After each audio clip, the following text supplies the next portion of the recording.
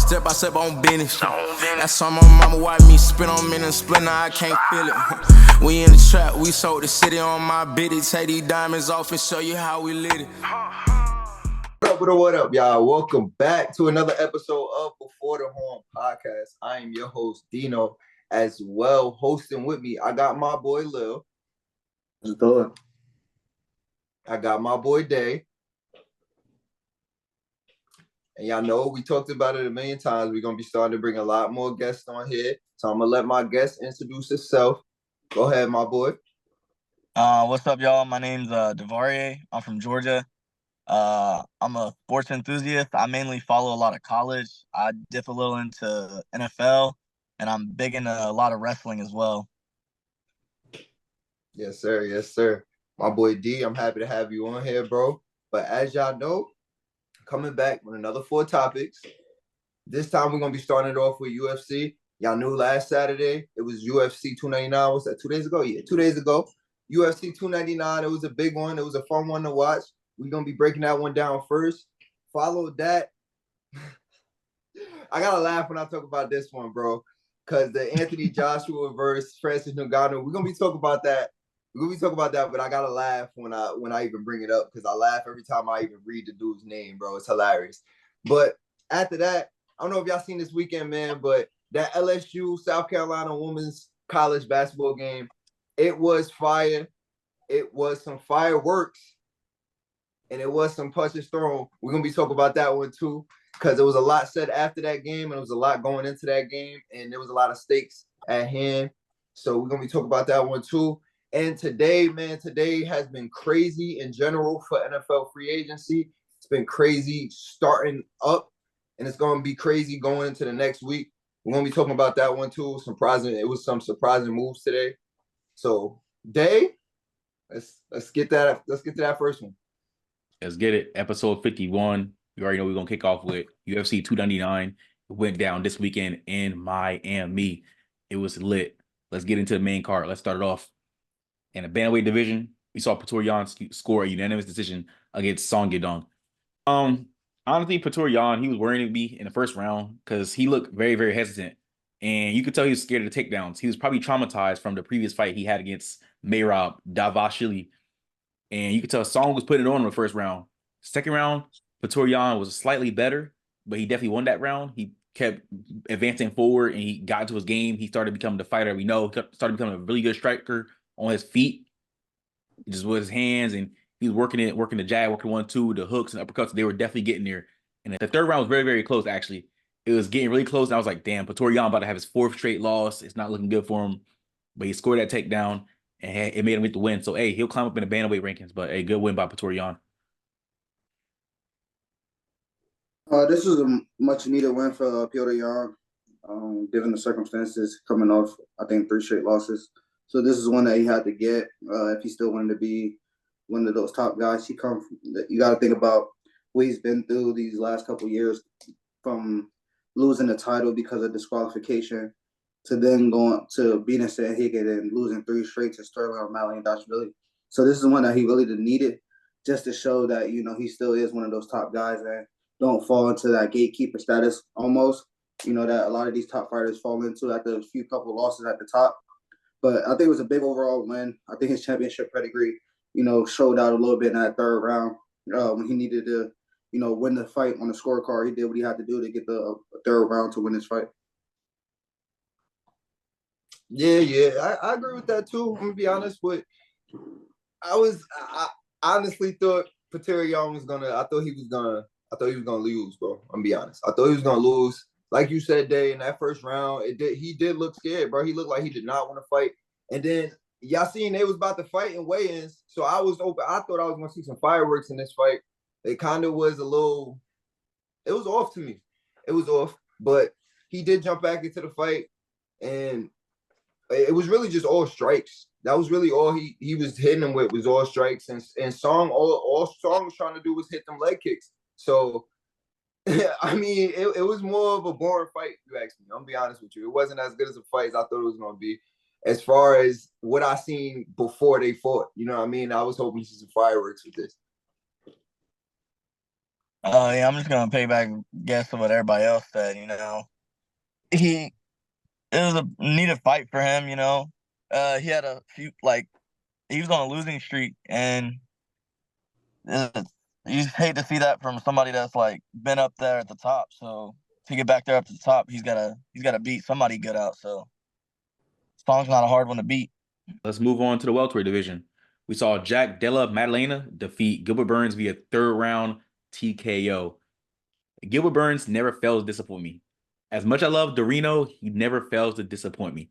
He was up 2-0 against this guy. And I had Jack winning this fight. Like I said in episode 50 with my boy Josh, I had Jack winning this one. Gilbert Burns was up 2-0. I was like, dang, he might actually get a dub here. Yeah, I caught with a knee.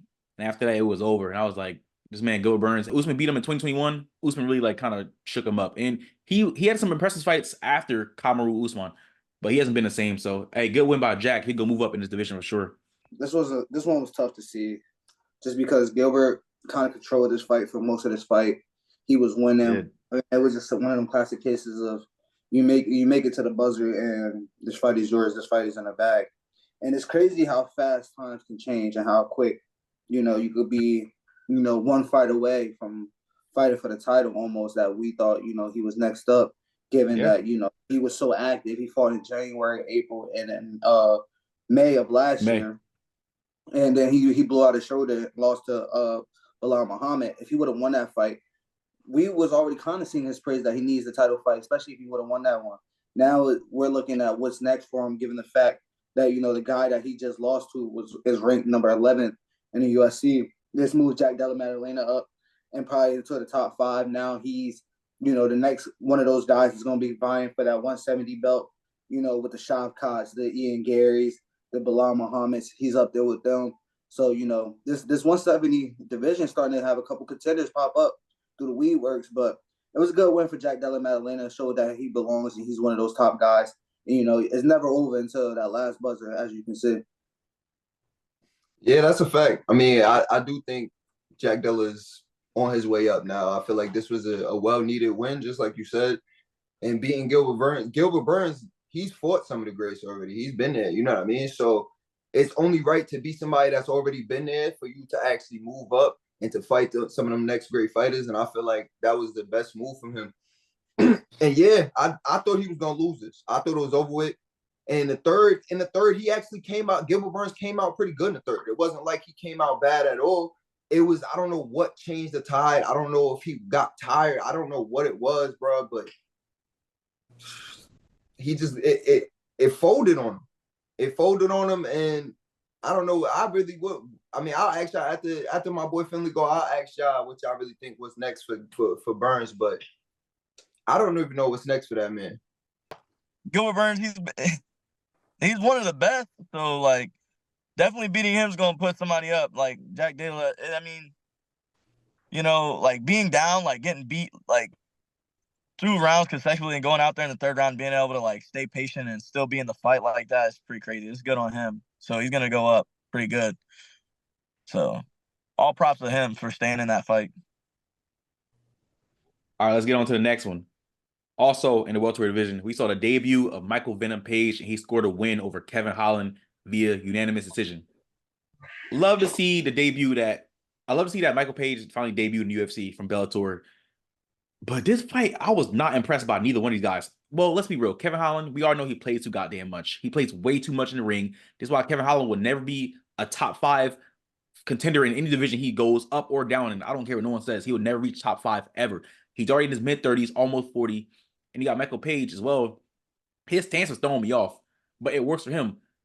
Good win, but he cannot do that. If he's thrusted into like a top 10 fight with these contenders in that welterweight division, which the welterweight division is not as top heavy. They got some guys from 1 all the way to like, I say 12 that can fight. If Michael Page fight one of those guys, he better step it up, because Kevin Holland wasn't even doing too much. Like Kevin Holland did not look like Kevin Holland in that ring, and that was very disappointing. I feel like they both was playing around too much. But I'm not really impressed by Michael Page, so we gotta see what he does in his next fight. But hey, good win for your debut. Man, welcome to the UFC, MVP. This has been one of the guys that we've been wondering what he would look like if he ever took that step up, kind of where Michael Chandler was. He was another guy, dominating in Bellator. He suffered a couple losses late, but he was dominant for a lot of his run in Bellator. So I was hyped to see this. I wanted to see like how it would shake out. And honestly, Kevin Holland just could not find a target when it came to MVP. Like he just moved around too much. He's too funky for him. And that's the thing with Michael Venom Page. Like you have to be able to meet him where he's trying to go. Because if not, you're just gonna get frustrated. And we've seen that in the third round. At that point it was just frustration setting in. And it was a close fight. It was a 1-1 going into the third round. And Michael Venom Page, just being a more experienced, more technical, sound fighter, just took advantage of him, and pretty much did what he had to do to get out of there with the win. 1-1? I'm sorry, you had it 1-1? Yes, it was 1-1. I don't think so. I'm personally, I don't think so. But I know it was decided differently, but I didn't think so. I thought Page won all three. It was 29-28 on all three cards. I don't know about that first round. I don't think Page won the first round. I'm gonna be honest with you. He won every round, in my opinion. But all right. Nah, I don't, bro. I don't. If I could give a round that neither one of them won, I'm giving that to the first round. I'm gonna be honest with you. Like,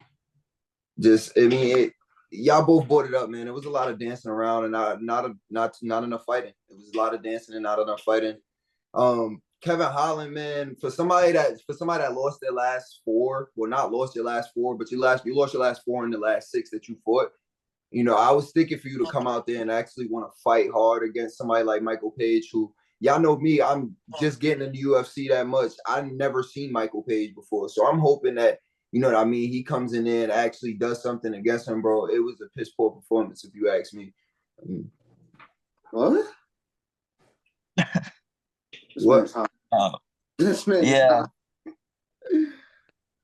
What happened? There was just a lot of moving around. There's not much that was really going on. So all I think is from that is like, what I think is like, more or less, you think Page has just come out busting because he just came from Bellator and is now making his UFC debut. But it's just too much moving around from Kevin Holland. So. Hey, Lil, I know you got a question. If you don't want to ask, I'm gonna ask. Yeah, what'd you say? What for? Ask it. They want to ask it. No, bro, go ahead. I'm not gonna steal your thunder, bro. No. You do it. Oh God, you got the next one. What's next for Michael Page in this division? I'm Go ahead, Lil. I'm gonna go to gatekeeper of them all in the 170 division. If you notice that 170 division, you know what I'm talking about. Fucking Neil Magny. Neil Magny. That's the gatekeeper of them all. I think Neil will beat him. Neil beat him. KYS. Beat him. Anyway. KYS. Neil beat him. Stop it. That's what's next. Stop. What's next. Okay. What you think, Dino? Nah, bro. Nah, I want to see that. I'm gonna go. I want to see that. I'm gonna go with that. I think, yeah. You got to beat the gatekeeper. You just getting in there. You got to beat the gatekeeper. If you don't beat the gatekeeper, then what? I mean, yeah, I see what you're saying, but I had 3 other exciting fighters in mind. Dana wants to get this guy out there. Yeah. I had either Jeff Neal, Steven Wonderboy Thompson, or maybe Gilbert Burns. Oh. Dana, it's all about money. Tell me I'm lying. Well, here's my only pushback to that. And I like where you're going. I like what you're thinking. But given the inability to, be so, what's the word I'm looking for? The lack of entertainment and the lack of dominance he showed in the fight with Kevin Holland, I don't think he is just a big jump up, to start putting him in there with Wonder Boy and stuff like that. If you want to go anybody, I would take like Jeff Neal or Vicente Luque, and somewhere in that range. I think Steven Wonderboy Thompson is just on the outside of that next tier. And, I just would like to see more in another fight before we start to put him up there. And I think it made good content with the Gilbert Burns because, he's been taking multiple losses, you know what I'm saying? So, like, it's a both prove your worth battle. I mean, it's like, it should sell, prove your worth. Gilbert Burns been taking a lot of losses. UFC debut. Get up. You know what I'm saying? Yo, Gilbert Burns gonna smoke him, bro. We don't know that. We don't know that. We gotta see it. I don't know why y'all What's doing, up with bro? the disrespect for Michael Venom Page, bro? That's what I was like. Kevin Holland. Dude, He Bellator, beat Kevin Holland. bro. Kevin Holland not a Oh slouch, my but he just God. disappointed. Like, give him, all right. Yo, bro, all right. The Kevin Holland's not best the same fight no I'm more, giving dude. him, the best fight I'm giving him is Jeff Neal. Yeah, I said Jeff Neal. That's the best. I know. That's why I said that's the best fight I'm giving him. We'll Steve see. Thompson's going to spank him.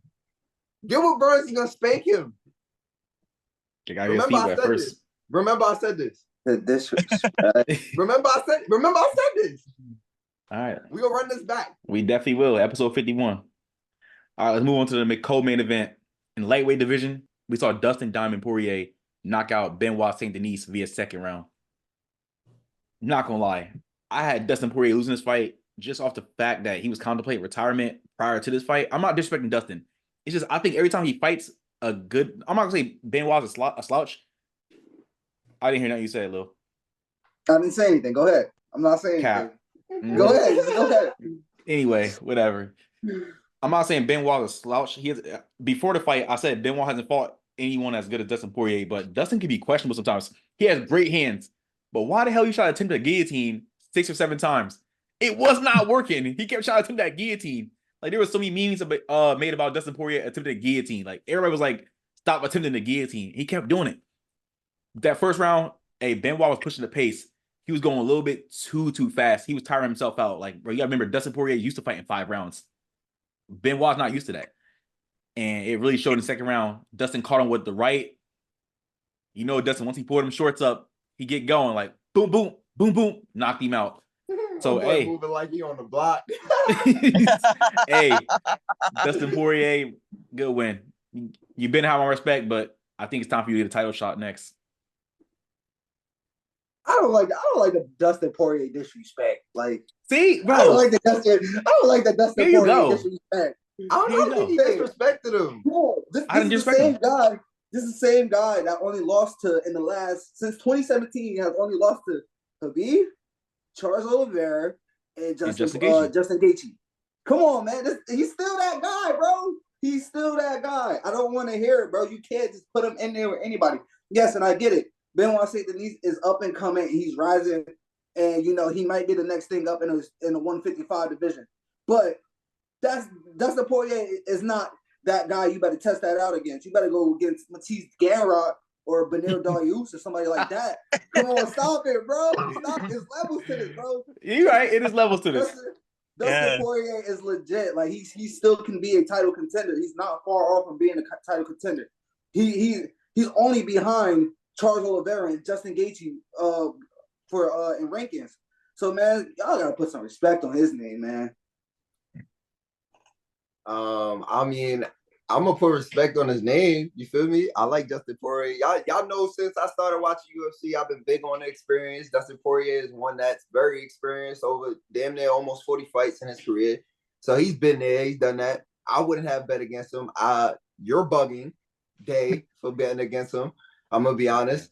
But to go back to the fight, yes, Day, you 100% right. You 100% right. In round 1, that's all you seen was Dustin Poirier just letting him tire himself out. That's literally all he was doing, bro. That's all he was doing was letting dude tire himself out, and then all you seen was he got slow after that, literally. And y'all already know one thing led to another. This got performance of the night for a reason. It was a great fight. I'm gonna be honest, it was a great fight. Not as good as the next fight, but it was a great fight. Yeah. Obviously, Dustin being a lot more experienced than can't even remember his name at this point. Benoit Saint Denis. Yeah, Denis. Saint Denis. Didn't very last long with Dustin Poirier in there, you know what I'm saying? He did his thing and then left. He got his money from Dana and left. All right, let's move on to the main event, the Sugar Show. Whoa, slow down. Oh, the question. Slow My bad, down, Bucko. Oh, what's the question? What's the question? Hey, You know the question. What's next? What's next for little boy? What's next for the diamond? You want to autograph pair of his shorts? I'm just asking, bro, because you love Dustin Poirier. So what's next? What's next? I love him, but I respect him. I do too. Hey, I mean, Islam Makhachev commented after he beat Benoit Saint Denis. I think put Dustin versus Islam or Dustin versus Gagey part 3 or Dustin versus Charles Oliveira part 2. That's what I can see. Because if it's up to me, Oliveira deserves a title shot, not Gaethje or Dustin yet. That's what I would do. I got Oliveira too. I think Charles Oliveira too. I think that would be a great one to see. Yeah. Well, I think it should go Oliveira and is fighting Oman. I don't know how to say his last name at 300. I think that is the legit #1 contender fight. Whoever wins that is going to step in the octagon next with Islam. Whoever loses should step in the octagon next with Dustin. All right. Yeah, that's not like bad. that. That's not bad. I'm gonna agree with that. All right, let's move on to the main event then. We saw Sugar Sean O'Malley successfully defended his bantamweight championship, defeating Marlon Chito Vera all 5 rounds. Pretty much dominated him except for that 4th round. But hey, he won regardless. Sugar Sean he definitely evolved as a fighter. And I love to see this. From 4 years ago when he lost Chito, he definitely gotten a lot better. I don't know why Khalil was putting his hand to his ear as if I never said he was. I just feel like you haven't really put respect on his name like you should have. Okay. I feel like we've been doing this for a while now. I'm just waiting for the respect. Listen. Once he beat Aljo Sterling, I said that he's straight in my eyes. Like, he good. I said that he's gonna build on top of that. He looked like a completely different fighter than 4 years ago. He's patient. He's more technical. He's not rushing his strikes. He's not just trying to like wail. He's not going there wailing like fists and shit. He's actually being an efficient striker, and he dominated Chito. He had almost 200 significant strikes over 5 rounds. And that knee was crazy. I don't know how Chito didn't get knocked out from that, but that knee was crazy. And all honesty, I mean, Chito didn't really do too much. He looked hesitant the whole fight. The only round I would probably give him, and we still did lose, was the 4th round. Other than that, Chito, I mean, he has an iron chin, an iron face, whatever he got hit with. But he got dominated completely, and Chito shouldn't even ever been in that fight in the first place. But good job, Sugar Sean. I'm proud of you. Keep going, buddy. So Talk to him like you his uncle. I'm not gonna lie, I was traveling. I was on a plane for this fight. What I did we watched the highlights and we recap what happened and what occurred Saturday night. And from what I've seen, it was complete dominance for 5 rounds of Sean O'Malley just putting on a striking clinic and showing how good he is and how good I thought he is. When other people was doubting him, if he should even get a title shot. Now look at him with the belt and has defended it. And bro, that was not. Not only did he win the belt in a firework way, he went out there and defended it in a dominant way. So this is a big win for Sean O'Malley. I see big things coming. Can't wait to see him versus Merab. I think that's going to be a big fight. We all know that's the fight that's coming up next. But man, you're wrong. I've been on this train for a minute, and I'm not. But I'm gonna let them go and let me hear what you talking about, Davon. I mean, I can't agree anymore, bro.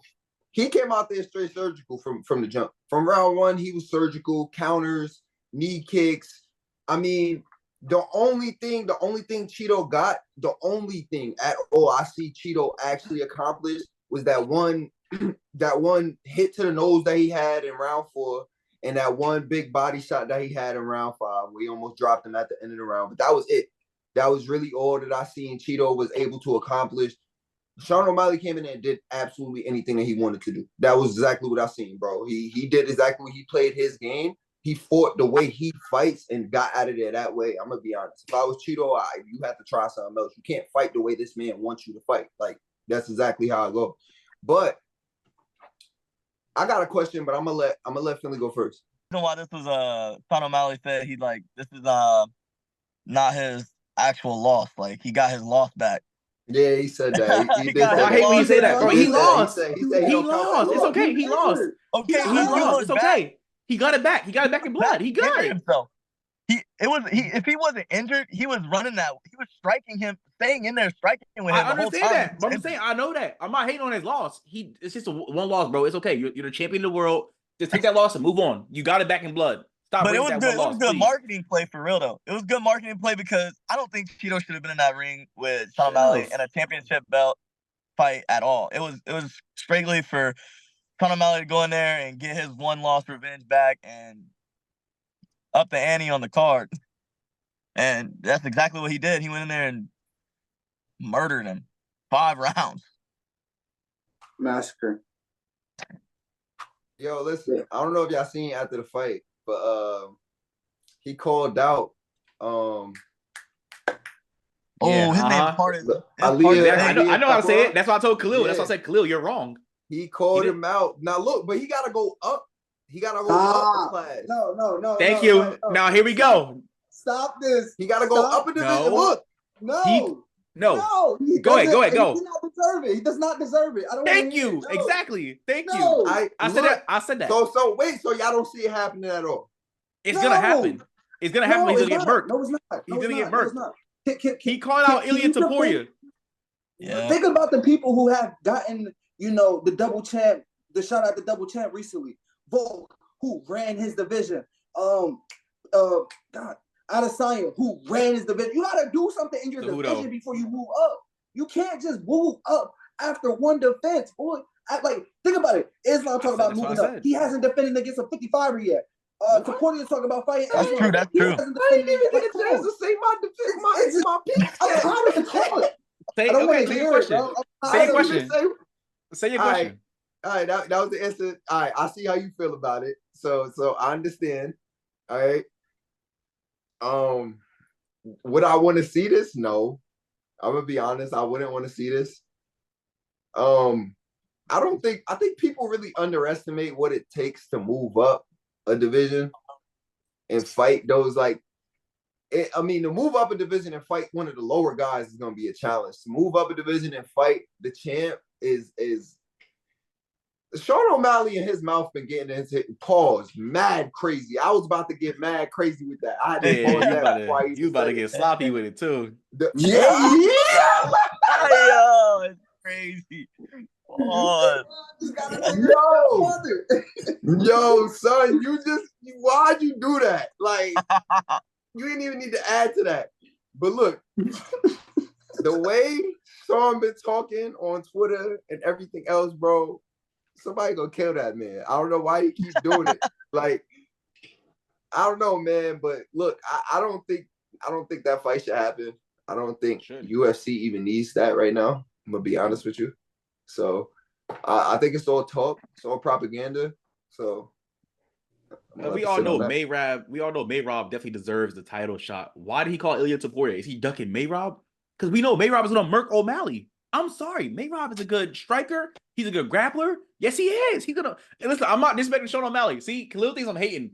I like Sean O'Malley. He been having my respect. I said that already. I'm not hating. Mayrob is a different breed. He's a different fucking breed. Stop acting like that, bro. Sean is ducking him. If I'm Dana, I'm declining this. Give Mayrob the title shot. Let Taporia defend against other guys in his division, in the featherweight division. Let Sean O'Malley defend it against other guys in a bantamweight division. He does not get to move up after one successful title defense against the number 6 ranked fighter in that division. That's bullshit. Are you kidding me? No. Go ahead. Fight Ilya Taporia. You're going to be 18-2. Go ahead, Dana. Book it. I dare you. I just want to throw out there. You see how they want to throw out there empty compliments, but still be hating all together. It's just empty compliments, bro. I was just about to say that, bro. How you go from giving him credit to just it's empty compliments, bro. Next fight, he gonna get smacked. I don't want to hear it. Whatever, man. Finley, what you got to say? I'm ignoring him too. They always on my head, bro. Pause. I mean, I get it. MMA, UFC is a lot like where I said I'm really into wrestling and stuff like that. So even moving up or moving down, even in a weight class in wrestling, is a big jump. There's a lot of muscle difference, you lose weight, you gain unnecessary weight. So moving up or down, whichever way it works out, if it does happen, it's gonna be rough on either fighter. So, and I just don't think I think he should run his division before he even gets to another title fight for another belt, for another weight class. Because you can't call yourself the best if you're not running your own shit. That's a fact. That's a fact. I got one more little quick question. Which I think is harder, going up or going down divisions? Weight Going classes. down. In my opinion, going down. It's definitely going down because it's a more drastic weight cut. Let's say it's going up. Going up? It's going up. So here's the thing with going up and down. So when you go down, yes, you got to cut the weight, but relatively after you make your weight, you get pretty much, if you just trained like after like you're like when you weigh in, you pretty much you can gain it back. So and prepare for that morning of your fight, that night of your fight, whatever. Going up it's a lot harder to put on muscle mass to stay in the ring with those a lot stronger fighters that have been staying in there. Like even if they have to cut down to that weight to be that weight. So if you don't know if they're cutting down or bulking up too. So it's a lot harder to stay with that muscle mass, to keep in there, making your cardio right for that weight. It's a lot different. I'm gonna agree with my boy Finley here. I'm gonna be honest with you, man. I think it's probably going up. I have never fought UFC, but as a football player, I've been trying to put on weight for 20 years, and I've never been over 188. So look, putting on weight is hard, dog. All right. That's about making that 10, 15 pound jump in a couple months, dog. That's hard, bro. It's not easy to do. It's not the same, bro. It's not the same. I know it's not the same. That's what I said. I'm gonna give you an example. I'm gonna give you an example. Let's take Kamaru Usman for example. He fights in the 170 division, right? Mm-hmm. He moved up and fought at 185.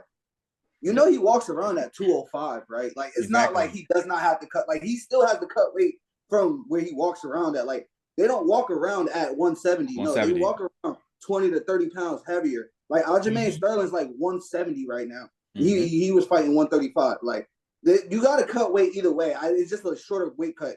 That's all it is. You still got to cut the weight. You still got to cut the weight. It's a good example. I always just felt like cutting weight is a little bit easier than putting on muscle mass, because you got to put on muscle mass instead of putting on just weight. You know what I'm saying? Cutting weight is different. You can see it a lot too, because you'll see that cutting weight is a lot easier, because you can see like Patty. He walks around like 215. He talks about it. He bulks. You'll see him before he even gets ready for a fight or cuts. He's like 215 before he fights his weight class. And it's crazy the drastic weight he drops just to fight that, because he doesn't want to fight upper, because he knows he can drop that and stay like relatively strong against those lower weight fighters. All right, gentlemen, give us your thoughts and opinions about UFC 299 in the comment section below. Let us know your thoughts about the main card as a whole in general. What do y'all think is next for Dustin Poirier? Also, do you think it's right for Sean O'Malley to call out Ilya Taporia, or do you think he should fight Mayrob? That's really. Also, give us your thoughts and opinions about Michael Venom Page's UFC debut. We're going to move into boxing. This past weekend, we saw Anthony Joshua put down Francis Ngannou in the second round. That went viral. Dino, I'm going to let you kick this one off. What you think about that fight? Yeah, I'm gonna be honest with you. This is two heavy hitters that came out heavy hitting. The thing about it is Francis Ngannou, I mean, you did get embarrassed. Not gonna get it. You got embarrassed in the second round. It was a quick fight, but bro, he wasn't moving after that. I mean, it's a little funny, but at the same time, bro, I'm not gonna lie. What popped up into my head was player safety. I'm sorry. It's the truth, bro. I'm going to be honest. Like, I'm going to keep it a beat. Boxing. It's boxing. You're right. It's boxing. But if I get hit hard in the field, it's a flag. You feel me? Like, I mean, I've seen a lot about that. I'm going to be honest. That's what mine's going to be. I'm going to be honest. Because it was a quick fight. And Francis Ngannou he got embarrassed. He got embarrassed out there. And, bro, I'm going to be honest. Most of the time, these guys got CTE too. Yo, bro. they ain't got CTE like Antonio Brown though. He got CTE for real. No, yes they do, bro. AB, no, he got yes, they do, bro. CTE, CTE, Yes, bro. Yes. AB, yo, crazy, who's that bro. one boxer, bro? I cannot think of his name right now. I don't know why, but he says whatever's on his mind. No, dude that thought he beat Manny Pacquiao. Adrian had a brain fart. Adrian Broner. Yes, Yeah, Adrian Broner. Broner, bro. He has CTE, bro. I don't want to hear nothing. He's stupid. But yeah, I'm not gonna lie. Yeah, I'm gonna speak more on that, bro, because I've seen a lot of people on Twitter talking about how like fights like this should probably get stopped earlier and stuff like that. I don't know if that's the case, but at the same time, bro, that was a hard hit, and bro, he was knocked out cold, dog. Like the announcer said, bro, he's not moving. Like he was out. It's the fight game, bro. Niggas gonna get knocked out, bro. I don't care, bro. You better protect yourself, bro. You know what you get yourself into, bro. Yeah, exactly. That's what I said. I know. I say the same thing about football, bro, but I'm saying like, it's not bro, the same, bro. Football, not the same, bro. You're comparing two different sports. We talk about these, bro. Exactly. Not talking about catching and tackling. Like we talking about fighting, like boxing. We talking about that, bro. We talking about two people. So what happens if I get punched on the field, bro? And throwing them. That's and different. then when you think about it, bro, it's not two small men. It's not. It's different. It's I not feel like it's worse. Davis I feel like boxing is worse. It is. What happened? Boxing is worse. It is. Than what? Than football. Oh yeah. I mean, bro, it is. Punch, bro. What do you mean? You're getting punched from the body up. Here's the thing, bro. Here's the thing. This is what happens when a real boxer comes fully prepared and ready to fight. Let's be real. Tyson Fury was not ready for that fight when he fought Francis Ngannou the first time. He looked out of shape. He was not. He looked fat. We talked about it. Like Tyson Fury just did not take it serious. Anthony Joshua came out there and showed that he took it serious. And this is a guy who has over 100 fights when you really think about amateurs, Olympics, and everything with these boxers that are coming up through the ranks. Like, they have hundreds of fights under their belts by the time they reach it to this point. And then he just picked them apart. Like when they knocked down in the second round, when he got the 10 count and got back up, he got back up and hit him with a basic right hand that a lot of boxers learn at a young age, and put his lights out. And that's just what happens when you get a technically sound boxer. Given that there's a 20-pound weight difference, the skill difference is way much bigger, in my opinion. So it played out just how I expect to play out. This is probably the third fight we've seen between an MMA and a professional boxer. The first time it was Floyd versus Conor. Let's be real. Floyd was retired. He came back and was like, "Watch me beat this guy." Played with him for a few rounds and knocked him out in a 10. And then Tyson Fury just did not take the fight serious. But when a fighter who's still fighting in their prime steps up, this is what happens. Knocked out cold. Yeah, from what I saw from this, because I'm not really into like boxing, so I watched the highlights. What I got from the highlights, you could even from watching, you could see it coming from the swing come from a mile away, and no movement, no blocking, no nothing. He just ate it. That's all I saw. From somebody who's watched him fight in the UFC, I thought he at least blocked or something. He had something in there. It was nothing. And it's a big guy. To drop somebody that big is crazy. That's all I got.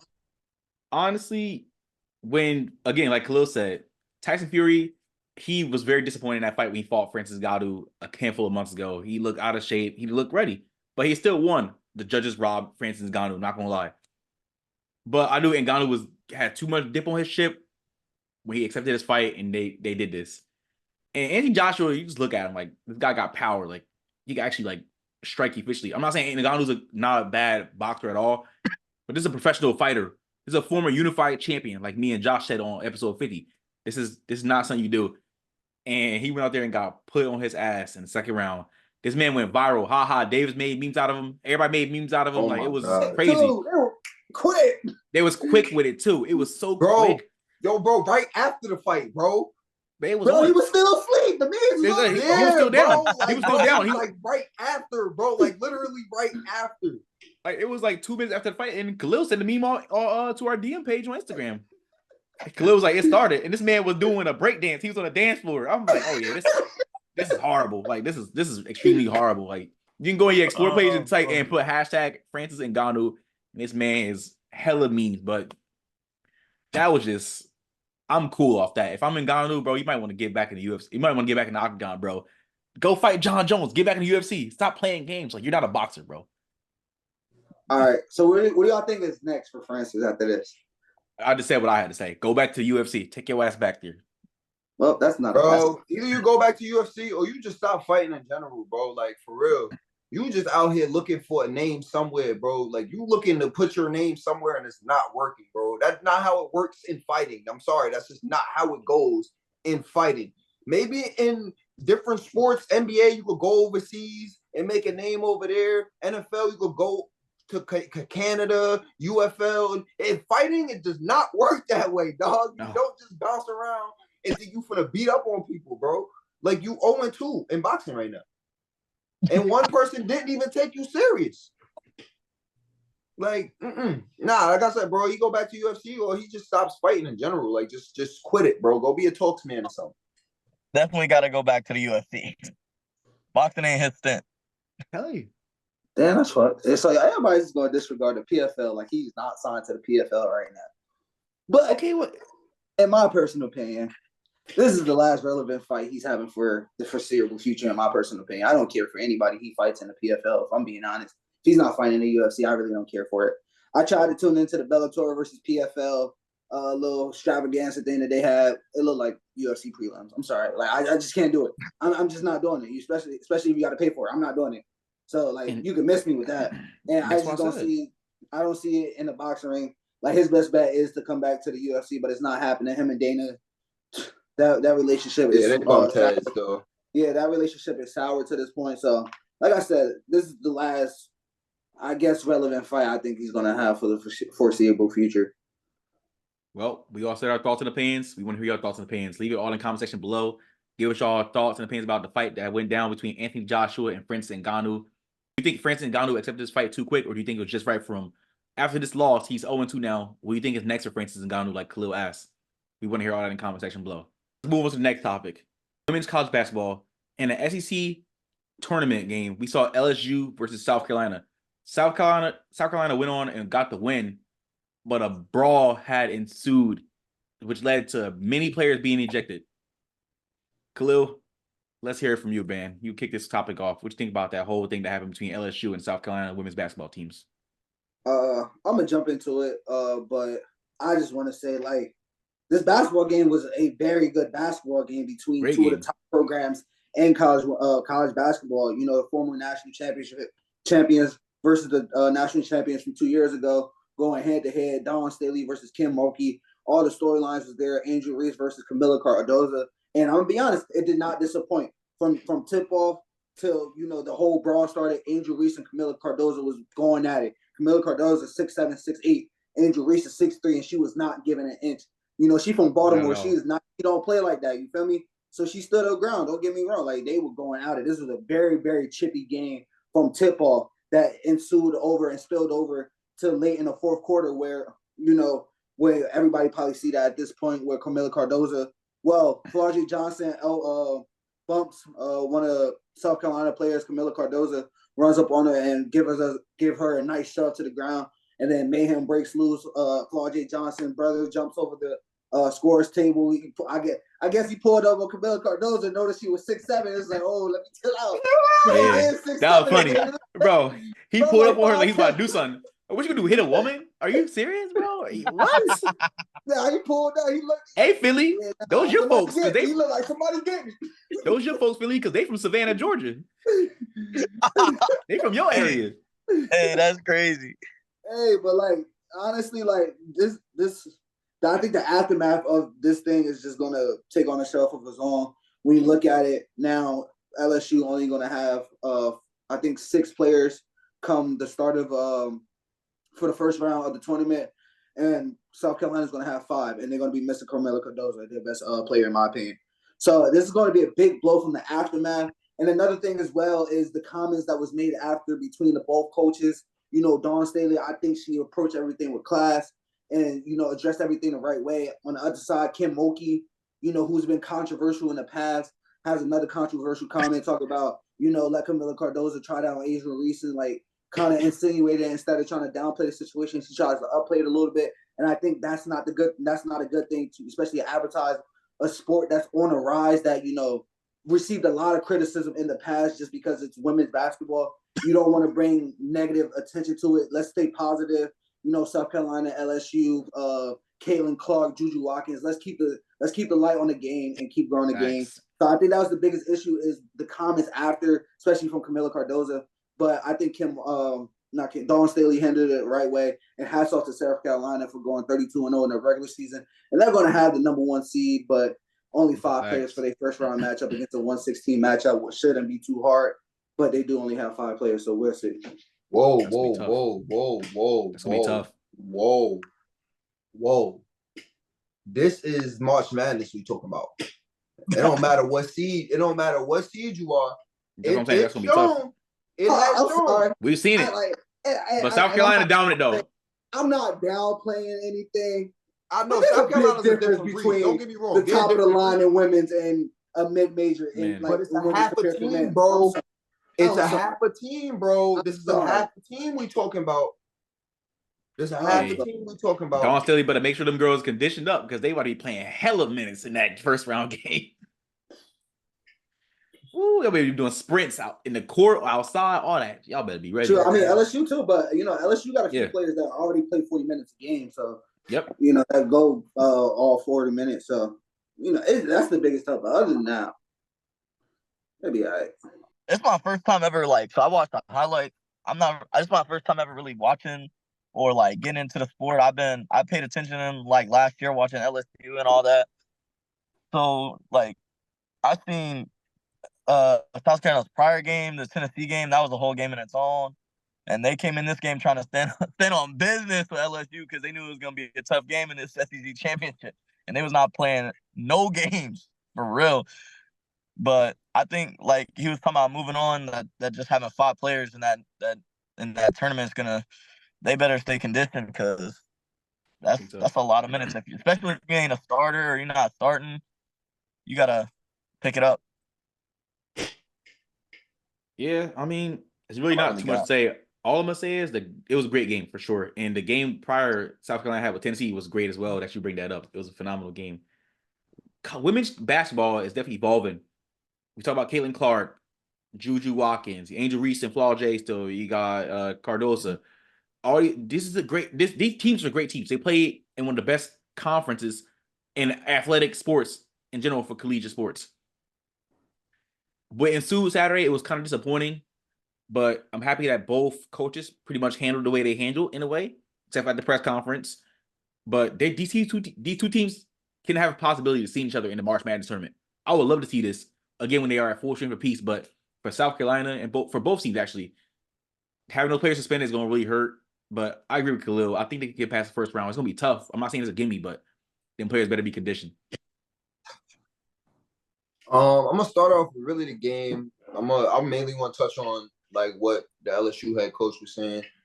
I feel like it wasn't really needed to say that, but I understand. When something like that happens, a lot of coaches, they got more love for their players than people would think. You know what I mean? And the coaches can't be out there fighting. They can't be out there actually protecting their players. But the one thing they could do is talk to press and say something to press or say something in general. That's the one thing they could really only use is their verbiage. So I feel like that was her way of protecting her players. And I'm going to be honest with you. That's exactly the way I see it. Now, yeah, she did kind of try to, take the situation on by saying, yeah, you should have went after a bigger girl. But it's just the truth, bro. I mean, I'm not going to lie. It's the truth, bro. You literally just manhandled the smallest girl on the team when you damn near the biggest female in America, bro. Truth to be told, bro, it's the truth. It's a fight. It's a fight. Don't get me wrong, bro. I'm not about to get mad at a receiver for getting in a D lineman face. You feel me? But at the same time, bro, that was her way of protecting her players, if you ask me. That was her way of talking. That was her way of talking as she wanted to talk and doing what she actually wanted to do but couldn't do. So with that being said, I don't think there was anything wrong with that. I'm going to be honest. I don't think there was anything wrong with it. Yeah, it should have never been said on that stage. And we know how women's basketball and LSU in general has been bringing women's college basketball, women's basketball in general, a lot of recognition. LSU in general, just that program in general has been setting trends. Angel Reese has been setting trends herself. So that's a program that's on the rise and giving a good name for college basketball. It is bad to have their head coach say some stuff like that. to the press, but at the same time, bro, like I said, you got to understand. I feel like a lot of people got to understand the love that these coaches have for their players. You know what I mean? And that's just all it is to it. We've seen it a million times. It's not the first time it happened. So, because they try to paint it, but bro, they try to paint the picture so bad on the players, bro, especially in college, not forgetting that these kids are 18, 19 years old. They're athletes, they have emotions as well. Like, come on, bro. These are not grown men where you can sit there and be like, they should have knew better. Like, nah, I'm going to be honest with you, bro. That's just so, yeah, bro, they're going to say some things like that because at the end of the day, they're going to get a bad picture painted on them. And they always going to have, somebody always going to have something to say about the players.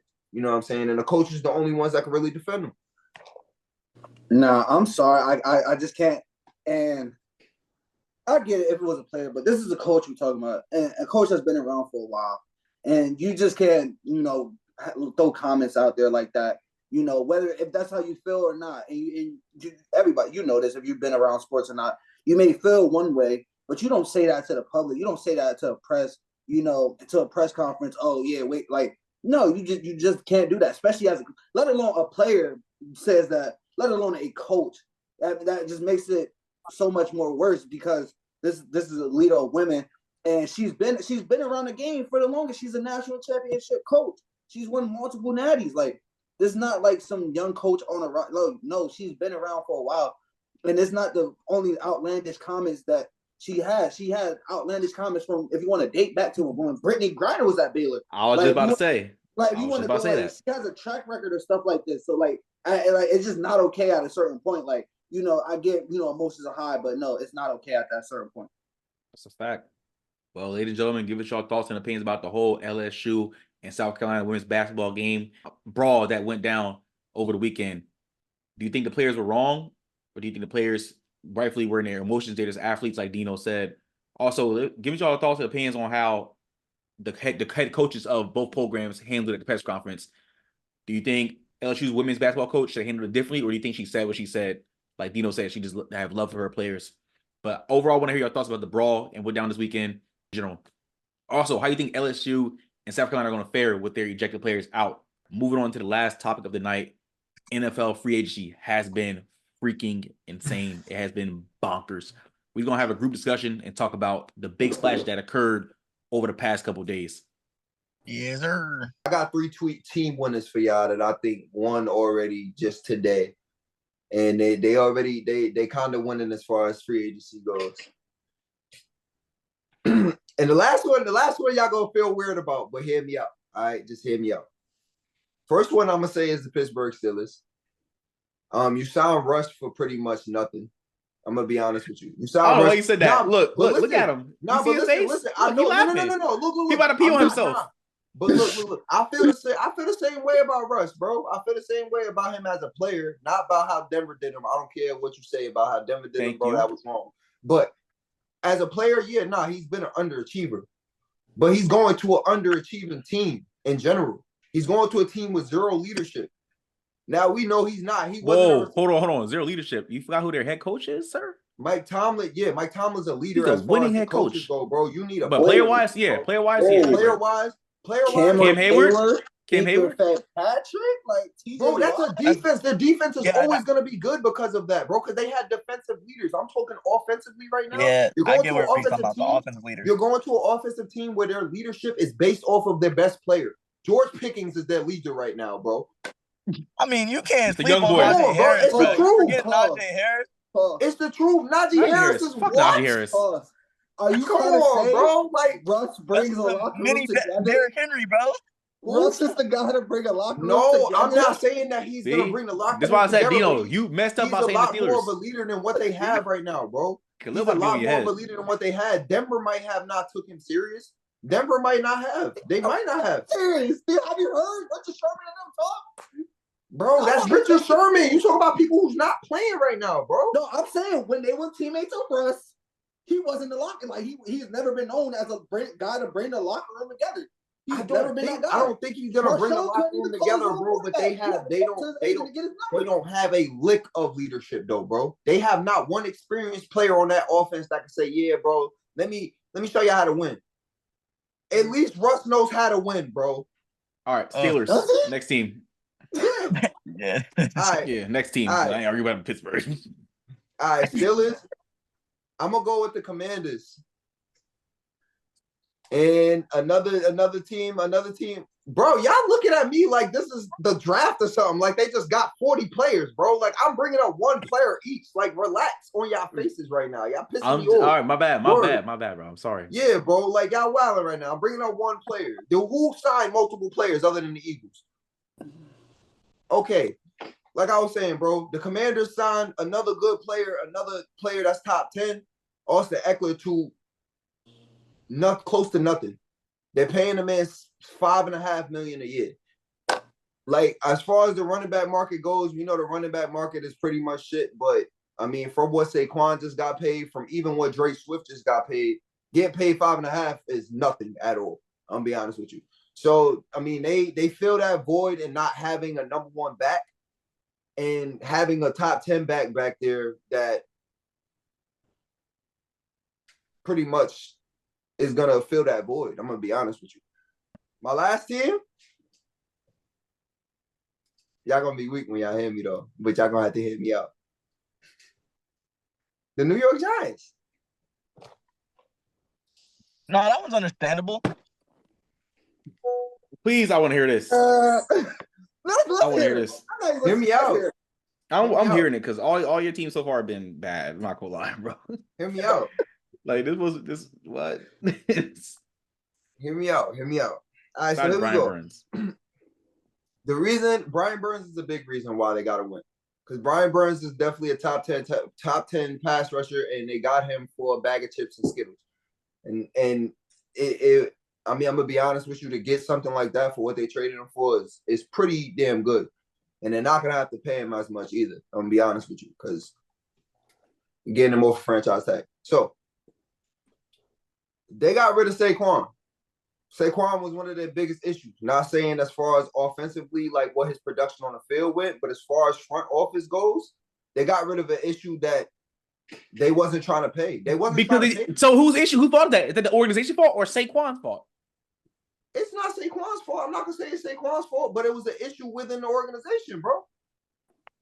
But they'll pay Daniel Jones 100. My bad. I'm so sorry, bro. Nah, I don't think. Continue. Nah, look, they need a new quarterback. Get on that because I feel like they're gonna move him, bro. I really do feel like they're gonna move him. I'm gonna Nobody keep it are. being. I He's feel like they're trash. gonna move him. Nobody. He's booty cheeks. Exactly. That's why I don't even want to They bring him draft up the yet. QB. That's another reason why I feel like they're gonna end up winning this shit out, bro. I'm gonna be honest with you, bro. I feel like they're gonna make a move off of him, and it's gonna benefit him a lot. They went and signed Devin Singletary to little to nothing. So I'm not gonna say that's replacing what Saquon does, but they went and got another back for little to nothing. Devin Singletary. I mean, he had a solid year with Houston last year, but he's not, bro. He's not, bro. He's very serviceable, bro. Don't act like he's not serviceable. over Saquon Barkley. He's not. You don't need Saquon no more, bro. What team do they have? They don't have anything over there. What are you talking about? That's what a rebuilding process is. That's what a rebuilding process is. What do you mean, bro? Who's next? Like what? That was my. I've been waiting for Saquon to get his chance to get up out of the New England or the Giants, bro. They have sacrificed that man's career, bro. He only has one playoff win, and he's been here for like 7 years, 7 years. Come on, what? He should have never re-signed when he did, bro. He should have. He got franchise tagged. Oh, yeah, he should have declined it. That's right. He should have did what T. Higgins did and said, "No, I'm requesting the trade." Exactly, bro. That's what he should have did off rip. That's what he should have did off rip. The Giants would have been in a better position now. I'm gonna be honest with you. Just wear and tear on his body for a team that's not going to do anything. You're going through a rebuild, dog. Like, bro, you're gonna have to lose some pieces in order to get some pieces, bro. You're gonna have to shake some shit up. And I really feel like Saquon was a good move. You talking about a player that's injury prone, that's asking for big money, bro. You cannot pay injury prone players when you're trying to rebuild. That doesn't work. It doesn't happen. That's just what happens, bro. But you're gonna pay $40 million to a quarterback that's I'm not talking about Daniel Jones. Don't bring him up, bro. I don't care about Daniel Jones. He's gonna get moved. I'm gonna say the biggest winner here. I want to say the Texans. They are coming up. They got a good structure right now. Yeah, that's another one.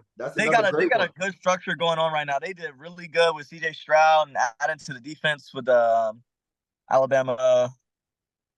Can't get his name off my top of my head.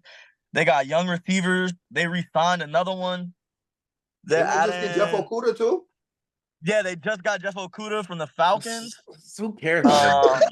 Yo, just stop, bro. Just stop. Bro, you only think you're Ohio State fan. Like, bro, I don't stop. Jeff care. Okuda's not that good I don't anymore, care. They got Mike Ford from the Browns. Yes, Don't know that's if a he's good signing. That's good. I mean, They re-signed Kyrie Fairbairn. He was one of the most accurate kickers in the NFL last year. Yep. Don't forget they re-signed Dalton Schultz as well. But the biggest takeaway right here, I think Atlanta just always does Atlanta things, and they just pay too much for Kirk. They could have paid a little less. Yeah, I wanted to bring that up as one of my losers, bro. I don't know why. $180 million for 4 years, $100 million guaranteed for Kirk Cousins. That is you're talking about like somebody that is not really up there. He's not really a young player. He's not somebody that's gonna really stick out there. He's a solid QB to get you maybe to the playoffs. And that man knows how to fleece a contract. He knows how to fleece a contract off a torn Achilles too. His agent needs an award, bro. That was a good move, Lil. Lil, that was a good move. Let him go. Because look, he knows the Falcons are going to win the NFC South now. He knows the Falcons are going to win the NFC South. The Falcons are going to win the NFC South. Atlanta will win it in the NFC South. I promise. Listen. He got exactly what he deserved. He got $45 million. He deserved what? Okay, so let's just do the numbers. See, I knew you gonna do that. I knew you gonna do that. No, see, I'm not saying you don't deserve it, but come on. I don't care about no numbers, bro. You gotta win. Listen, the market value is for an average quarterback is about $45 million. Daniel Jones getting 40. Derek Carr is getting 40. He's not Joe Burrow. He's not Justin Herbert. He's not Patty Mahomes. He's a tier under that. So he's getting tier under that money. The money is perfect. $45 million is average quarterback money. He's a very average starting quarterback. That's top 10 starting quarterback. Herbert's overpaid. Is he not a top 10 starting quarterback? Yes, he is. He is, but the league in touchdowns before he got hurt. Yeah, you're right. But off of a torn Achilles, I mean, Atlanta, they needed a quarterback bad. Desmond Ridder was not cutting it. That offense prolific. Kirk Cousins is definitely about to open up this offense. Bring up Drake London, Bijan and Algier, Kyle Pitts. Please get him the ball. Kirk Cousins. He is top 10. He is. He's still top 10. Even off a torn Achilles, he was killing it before he tore his Achilles. But it's just mind-boggling. I don't know, bro. I don't know. Because you think about it. The Atlanta Falcons last year had a chance to get Lamar Jackson. They declined him. Thank you. They declined him $200 million, but you just paid Kirk Cousins $180 million. I would have paid that extra $20 million if I lived in fucking Atlanta to get Lamar Jackson. Lamar Jackson just won the freaking MVP this year. Imagine the Falcons last year with Lamar Jackson. You're a Saints fan. You'll be scared. You'll be shitting bricks every time they play the Atlanta Falcons. Scared. So stop. Falcons up the division. $100 million guaranteed. That is blasphemous. Listen, and I'm tired of this narrative of like, oh, all you had to do was pay Lamar Jackson $250 million. You could have got him. No, it's not. It was never that simple because you still had to give up 2 first-round picks to even get him. So you got to pay him $250 plus 2 first-round picks. I understand it for some of these teams who think, they're a couple pieces away, who don't think they need more than just a quarterback.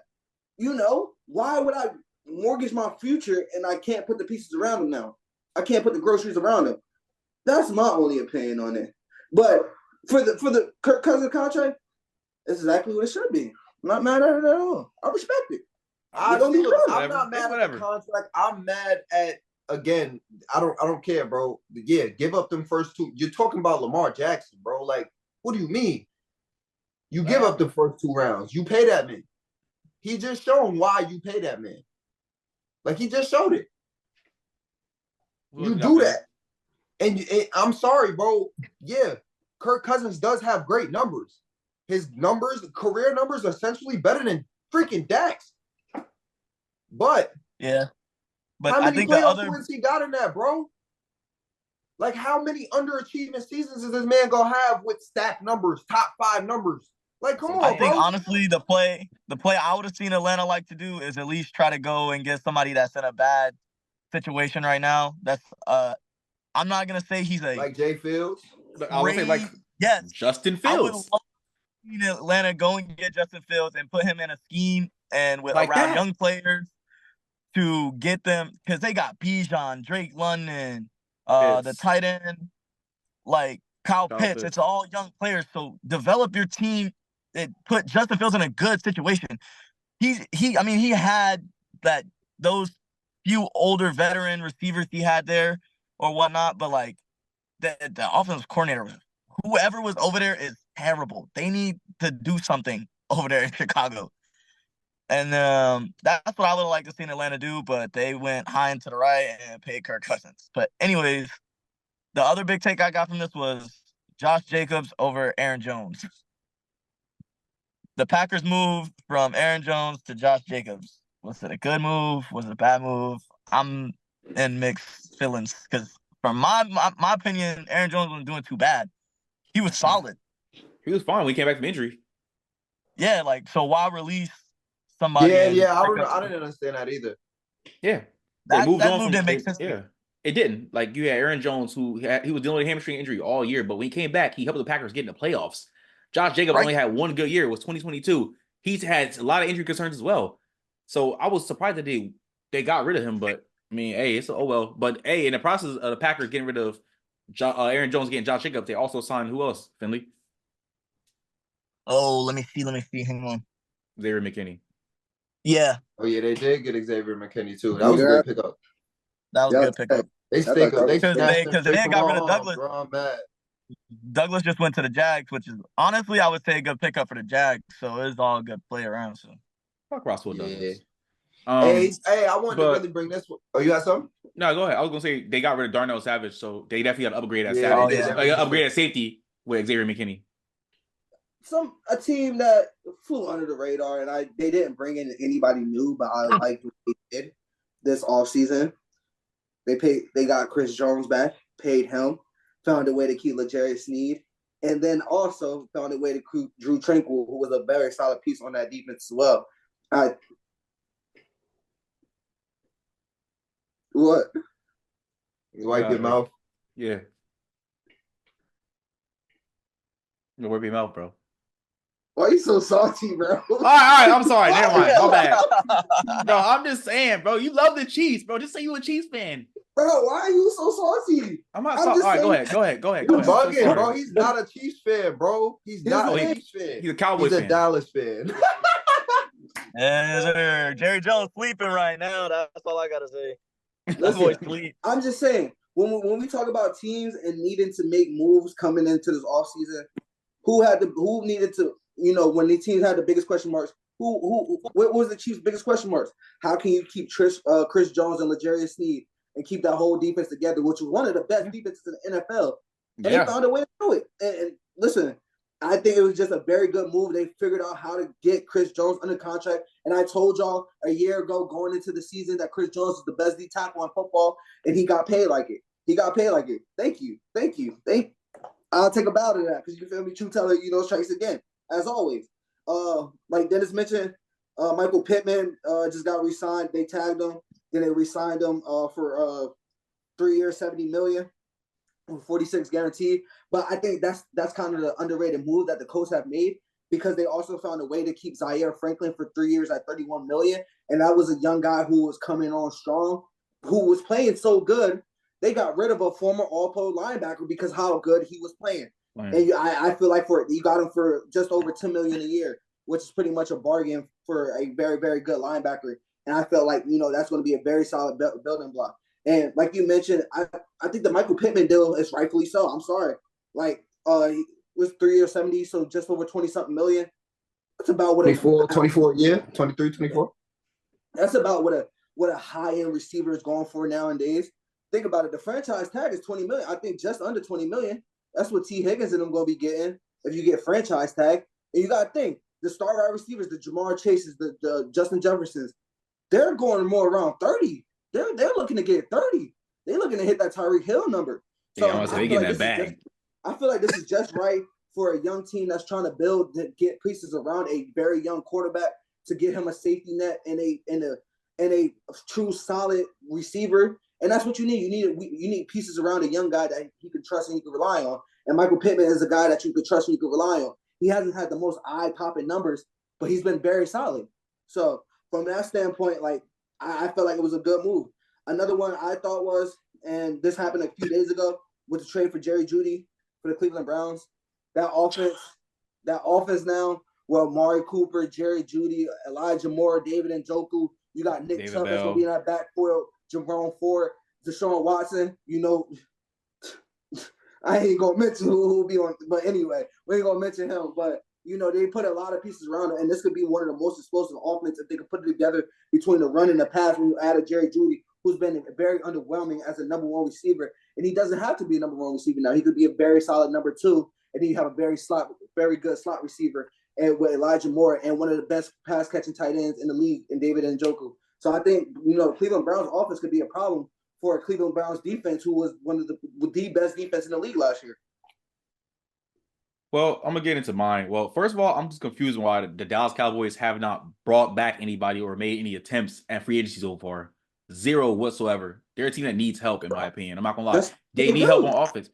Okay, whatever. When's the last time Dallas made an offseason move? That's their issue. They need to start doing that. Bro, I'm gonna say this: I'm a Cowboys fan. We ain't got no running back no more. Tony Pollard ain't got no Zeke, bro. Yeah, Dowdle isn't Dowdle. Dowdle's y'all starting running back, right? Right, as of right now, Dowdle. We got Deuce Vaughn, man. Deuce Vaughn too. Gonna run through all the holes. That's what we got. 90 pounds, yo, what? 90 pounds. Deuce Vaughn about to run through all. Pause, but he about to run through all the gaps. Right, I'm about to say, the hole sounded crazy at first. He said he about to run through the holes. He's too excited for that. Aaron Jones. I think they're gonna grab. I think they're gonna. He's from Texas. He's from El Paso. He's from Texas. So the Chargers couldn't get a deal done with Alton Eckler, so they signed Gus Edwards. I mean, he's a good power back. He's an RB2 if anything. That was a little bit confusing, but whatever. Pretty kind of surprised that the Dolphins let Christian Wilkins walk and let him test the waters, and now he's on the Las Vegas Raiders, gonna be right next to Max probably on that D line, and also they have another defensive lineman who's underrated as well. I've got his name though. His name in the top of my head, but if y'all know who I'm talking about, say it in the comment section. But the Raiders D line is gonna be straight. How about Spillane? You said who? Spillane? Not Spillane. Spillane was an underrated linebacker in pass rusher as well, but it was somebody else. He's on the D line. But hey, good signing by the Raiders. Jacksonville Jaguars. I'm not gonna lie. Mac Jones, y'all know how I feel about Mac Jones. He garbage. He doo-doo. But he going back home to Jacksonville. He's gonna be RB. He's gonna be a quarterback number 2. I don't know why everybody was so excited to see that. I mean, he's gonna be behind T-Law, just in case God forbid T-Law get injured. Mac Jones will forever going forward now be a quarterback number 2. But I know there's 2 other people in this call right now that love him, so I'm not gonna trash on him too much. Then they signed Gabe Davis. They have 2 wide receiver number 2s now. I mean, Calvin Ridley's the wide receiver number 1 if you really want to be honest, but he isn't consistent like wide receiver 1. So they signed Gabe Davis, but they bring over Ezra Cleveland. He's a solid offensive lineman. Mitch Morse as well. They bring him in at center, and then they tagged Josh Allen, and they bring in Darnell Savage from Green Bay. He's okay. My bad. Who the They got Duvernay too. Oh, yeah, they did get Devin Duvernay.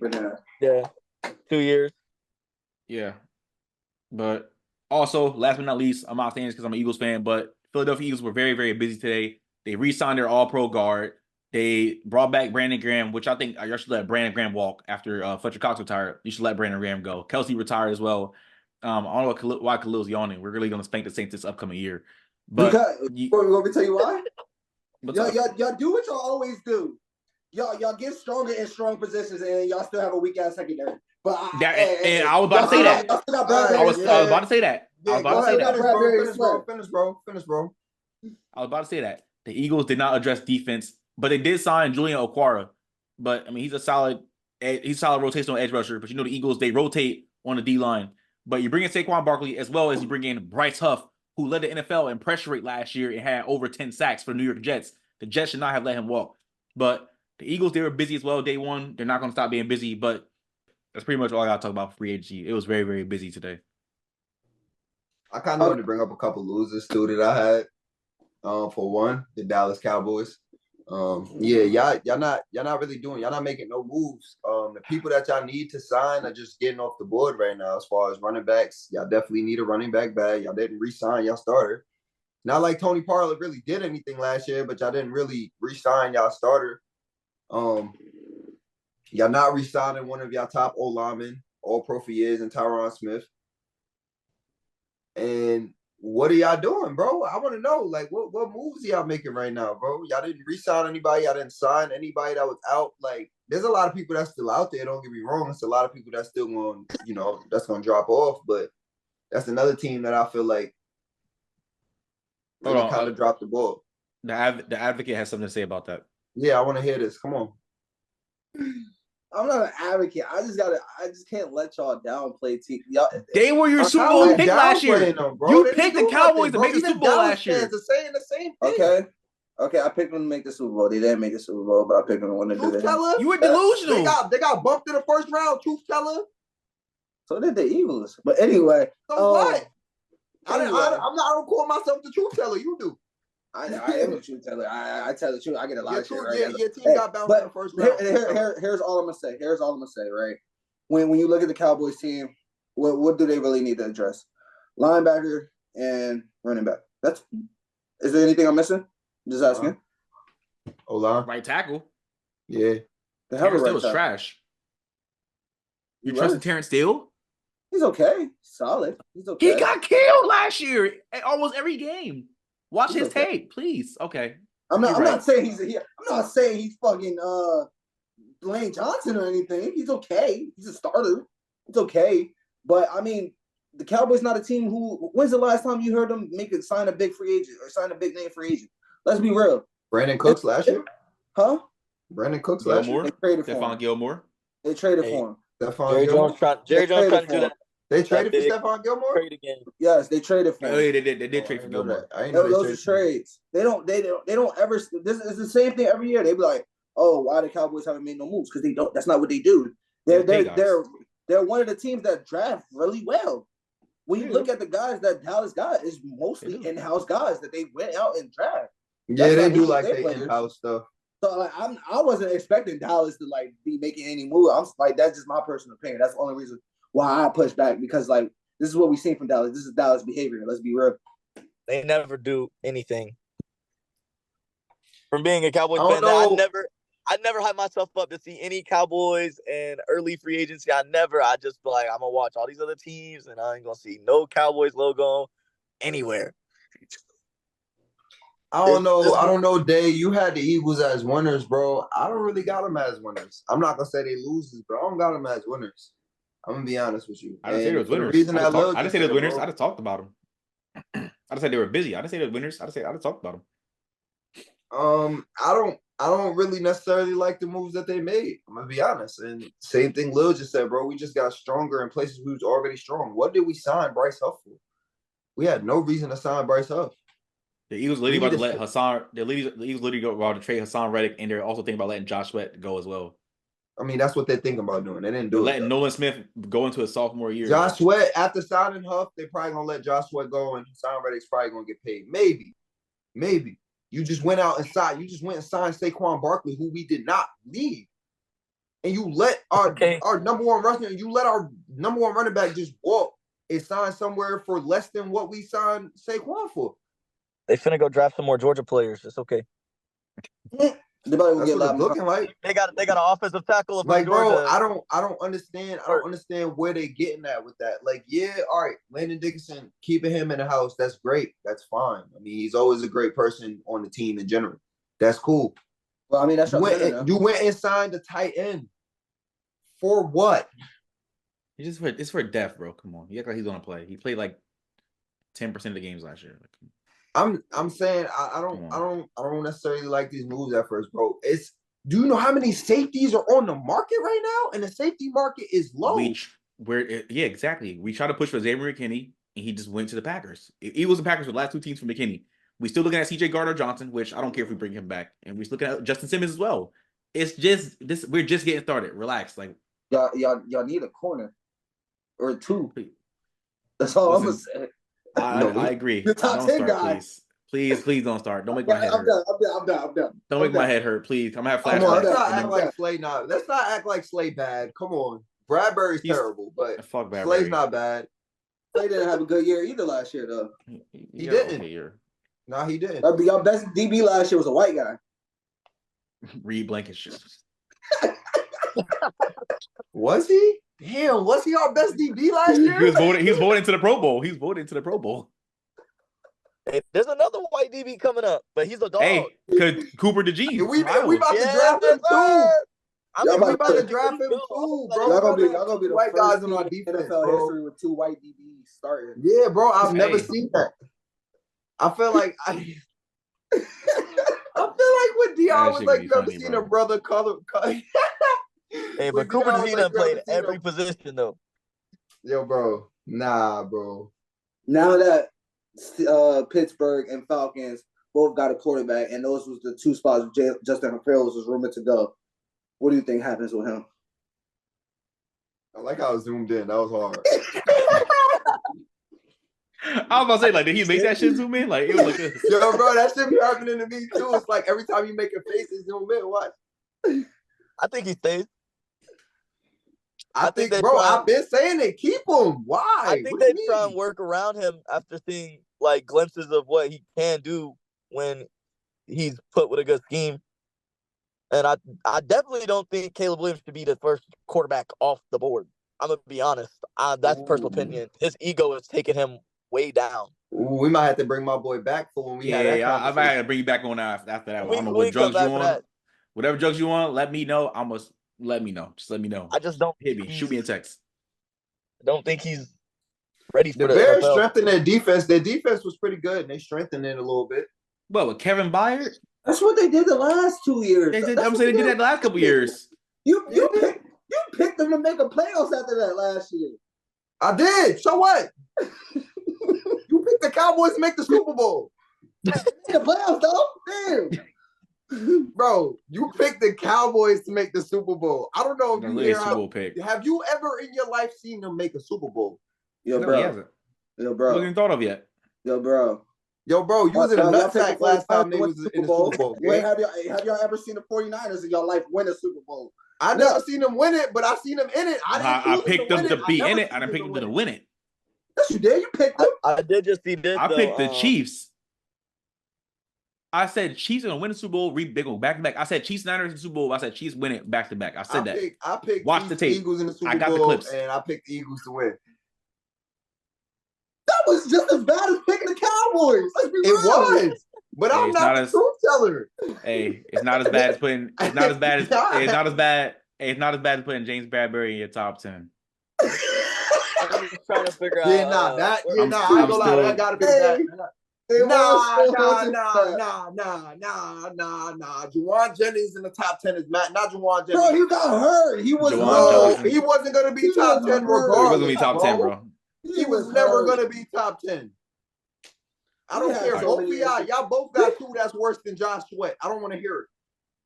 Both of y'all 2 is worse than Josh Sweat. That tight end pick, and Bradbury's crazy. But that Leave me alone, man. Leave me alone. Where do y'all think the Bengals are with getting rid of Joe Mixon? They got Zach Moss instead. So they signed Zach. They released Joe Mixon and signed Zach Moss. I mean, they downgraded, honestly. I'm not a Zach Moss RB2. I feel like that was a disrespect to Joe Mixon. Exactly. That's why I said bad. Because Joe Mixon was the worst. There was games where Joe Mixon was that whole offense, bro. There was games where Joe Mixon was that whole offense, literally. That was the same thing that Green Bay and the Raiders did. So, ladies and gentlemen, those are our thoughts and opinions about what's going on in free agency so far. Give us your thoughts and opinions about the signings that happened today. What team do you guys think won free agency for day one? What teams do you guys think lost free agency for day one? How do you feel about players signing with their rival teams like Saquon Barkley did? I just want to hear your thoughts and opinion all in the comment section below. But, ladies and gentlemen, that is it for episode 51 for Before the Horn podcast. Make sure to like, comment, share, subscribe. Thank y'all for the platform you guys are watching or listening to us on. We appreciate all the support. Keep continuing to support us. We're going to keep putting content out there for you guys. We love doing this. Yes, sir. And you know your best way to support us is through our Patreon. That is the best way to get to us. We are regular dudes. We just work regular 9 to 5s. Say it all the time. We bring this to you guys. We bring this content to you guys because this is what we love to do. On top of just helping us out, Patreon comes with a bunch of perks, as well as connecting with us personally. Yes, if you want to talk, chat, argue, whatever you want to call it, Patreon is the best way to do that, as well as getting discounts or free merch from when we drop the merch. That is the best way to get it. But we do appreciate all love and support that we get from you guys. I'm sorry, yo, Finley, you messing me up, bro. I What I do? That's crazy. You just there, bro. Let's go. So yes, sir. Make sure you guys follow us on Instagram at Before the Horn Podcast, TikTok and Twitter at Before the Horn Pod. Make sure you keep comment, share, and subscribing on YouTube. We appreciate the love, support that we've been getting throughout these past couple of months. Like we've mentioned before, we're going to be having a lot more guests on. Thank you, Finley, for joining us. Make sure you guys give him a follow on Instagram as well. His Instagram is right there. Make sure you give us a follow as well. Keep showing love. Keep supporting. Until next time. Finley, you got anything you want to say? Just want to appreciate you guys for letting me on. I enjoyed talking with you guys. I know I've been commenting here and there and on the Instagram posts and everything. So it's good to actually tune in and get to talk with you guys. So Yes, sir. Appreciate you for coming, bro. Appreciate it. Again, thank y'all for tuning to episode 51. Like, comment, share, subscribe. We'll see y'all on Friday. Peace.